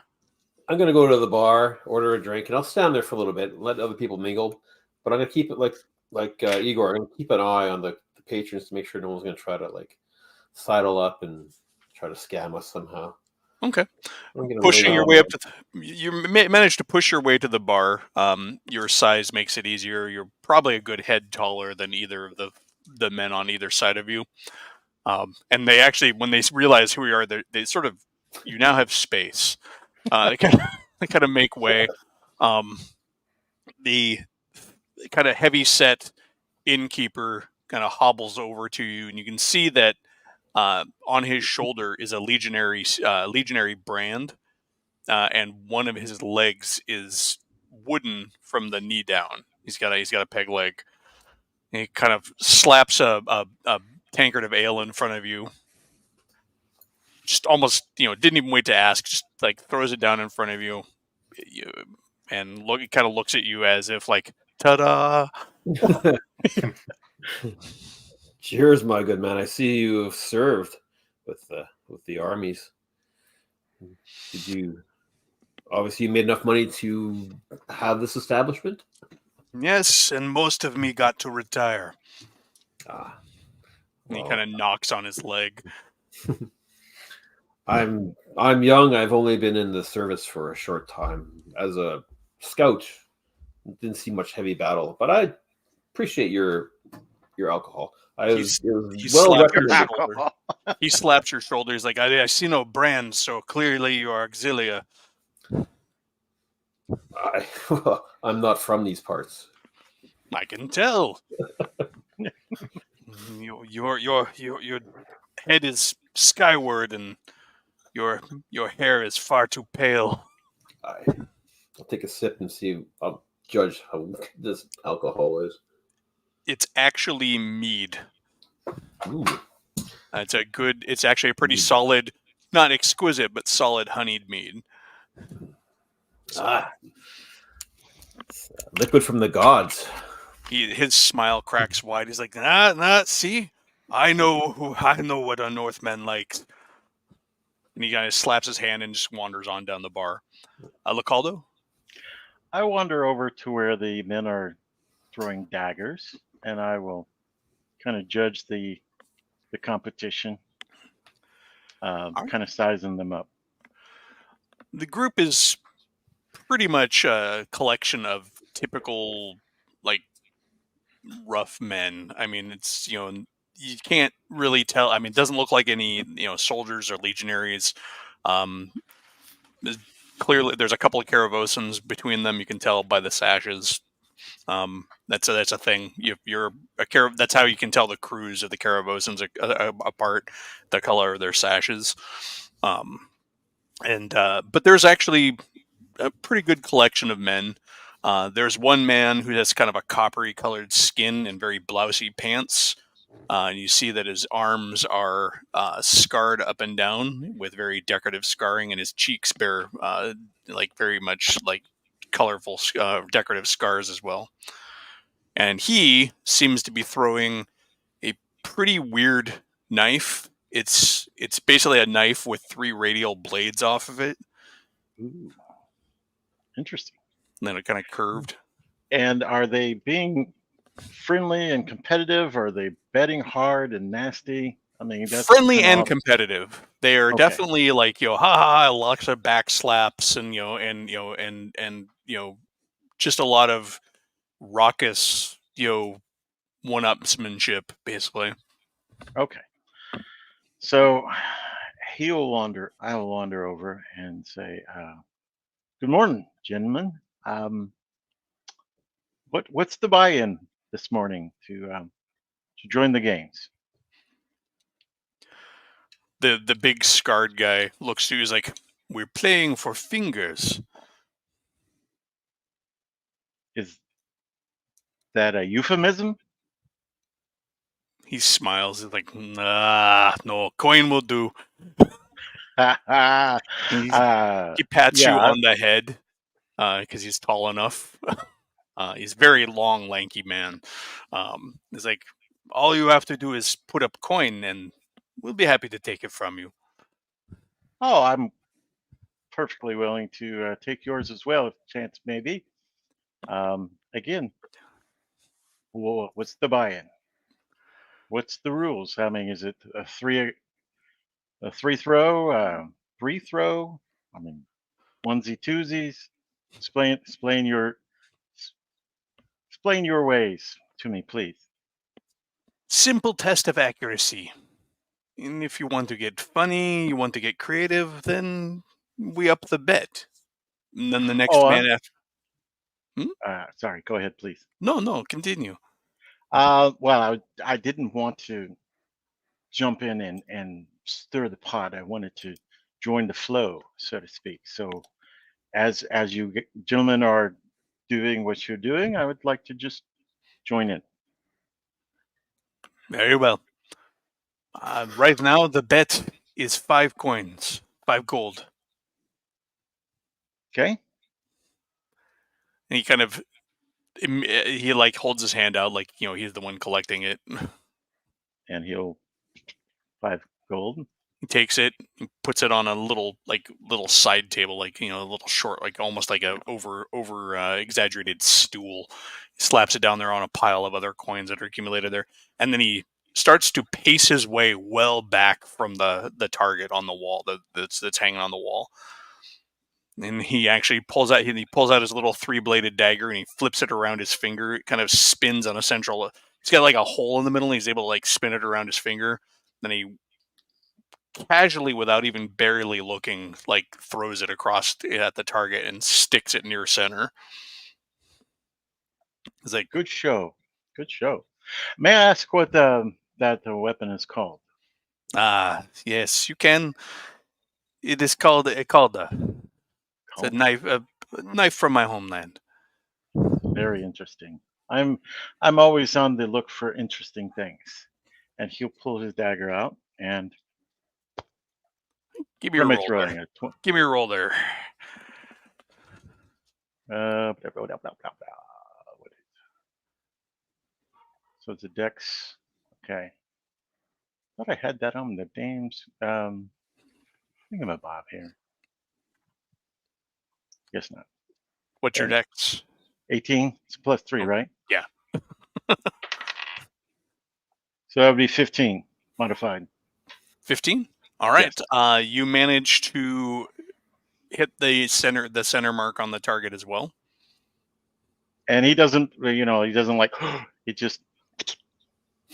No, you manage to throw it, and he seems very, very calm and very chill. The rest of the groups are like, nice toss, lucky start.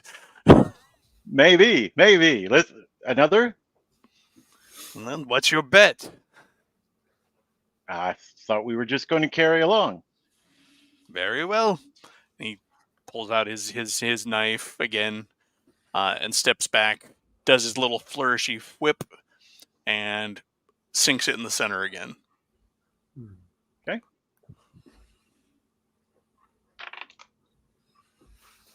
That would be a 13 modified. You hit outside the center mark. You still hit, but you don't hit the center. And there's kind of a low amongst the little crowd as the new guy kind of does less, has a lesser result. The man, slaps you on the back and goes over and pulls his knife out, and then goes and sweeps the coins into his purse. It's like, continue. Why not? Let's go for 3. Let's go for the 3. So he puts a handful of coins down again. New bet. He throws. He goes wide. I rolled an 18, so 21. You sink dead center, and he was way off mark this time. So he grumbles a bit. The charm. You seem to have brought your luck with you. Well, we can't It's win all them chance. all. It's all fun. My purse is still heavy. And here, and he hands over the coins to you, so he gives you you've doubled your money basically at this point. Gentlemen, it's time for a drink. How many people are in this little group? There's about 5 of them. Okay. Only you and this other guy have been throwing knives right now, but they're part of the group. They're part of the group. I said, and I seem to have beer money, so he offers a round for the group. That's all right. And we can continue this, but basically he's just going to be chummy with these guys until something happens. All right. So real quick, I'm noticing the time. We're at 9:00, which is when we're going to cut off for the night, I believe, when we talked about it. Not the best place to stop, but I also don't want to keep you guys up past your bedtimes.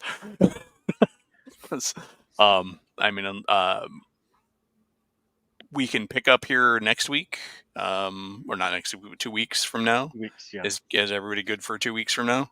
Yep. Yeah. Right, cool. And then we'll I've very much enjoyed the session and the role play here.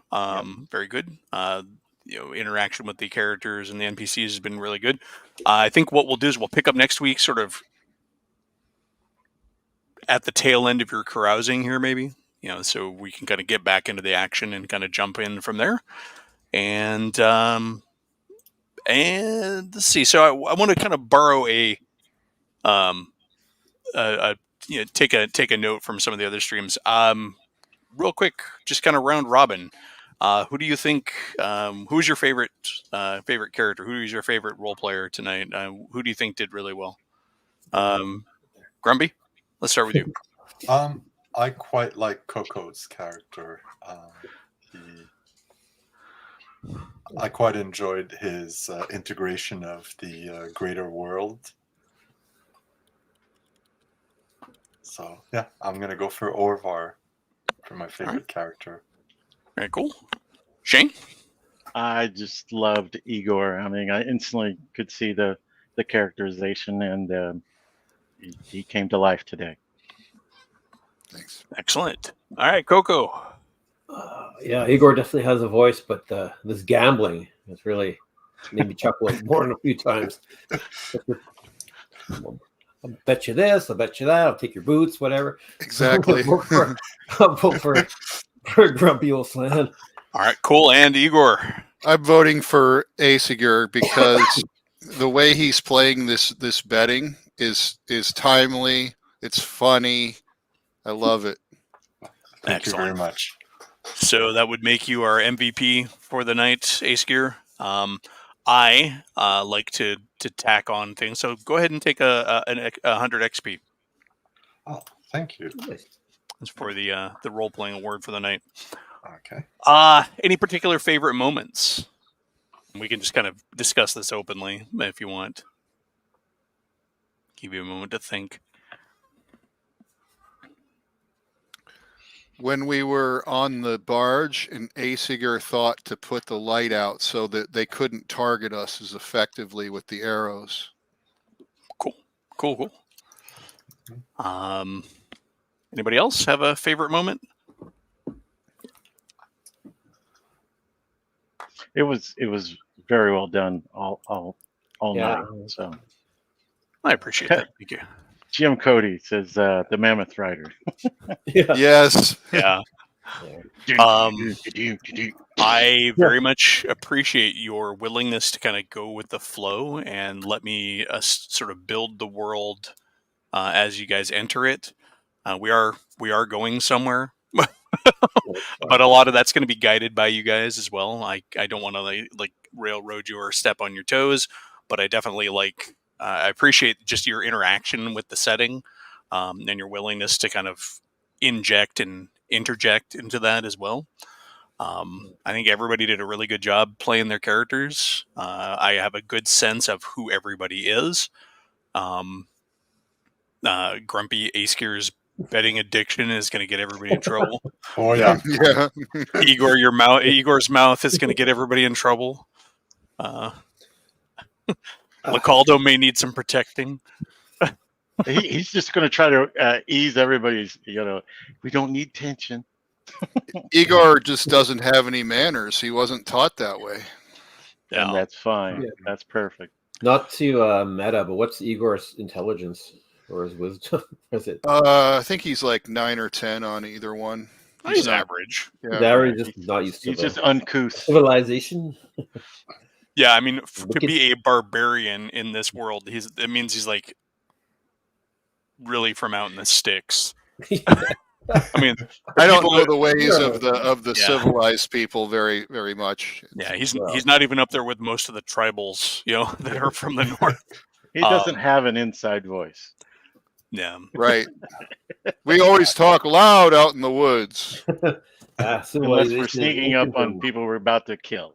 Yeah. Civilization's ancient and wicked anyways, so whatever. yeah. So it's cool. I'm definitely going to feel. I think we might end up with another player or two by next session. I know my buddy Jim was going to be here tonight. He had an emergency come up where he couldn't make it. He's coming in with a Beastmaster character, so that'll be interesting. And I believe we have somebody made a thief who's coming in too. Another thief, maybe, if they show up. As long But as no, they're not a gambling addict, it'll be completely different. So I don't have much else, but any questions or anything for me real quick in sort of the post game? I think we're good. Cool. All right. Well, That was great. Thank you so much for hosting. Thanks, everyone. Thanks a lot. It's great That to was meet really everybody great. I haven't met before. hey, Great yeah. game. Yeah. Excellent. Cool. I'll see you in 2 weeks, same time. Thanks to everybody who showed up. We had GM Cody, we had Restless Gypsy, we had Grumpy Old Slan, who's also in the chat here for some reason. Their history and hobbies. Let's see. Shane was also in there. I appreciate other people peeking into the comments because I'm focusing on GMing, and so I don't tend to look at it very much. Let's see. Yeah, the Coco popped in there. Daniel. I think Daniel is one of our other players who may be showing up. Let's I saw see. Ye Old Geek pop in earlier. Yeah, except for he's in the UK and it was so late at night for him. It was like 1 a.m. for him. Yeah. Nerd was here, so that's cool. Nerds. Astro Zombie.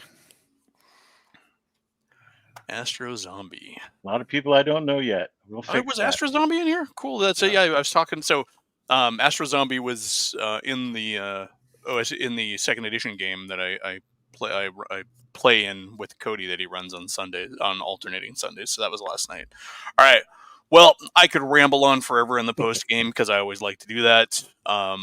But that's just gaming. I'm gonna go ahead and shut it down here. Thank you everybody for all of you who came in, and next week hopefully I'll have figured out this really nifty intro that I have set up for this, but I didn't have time.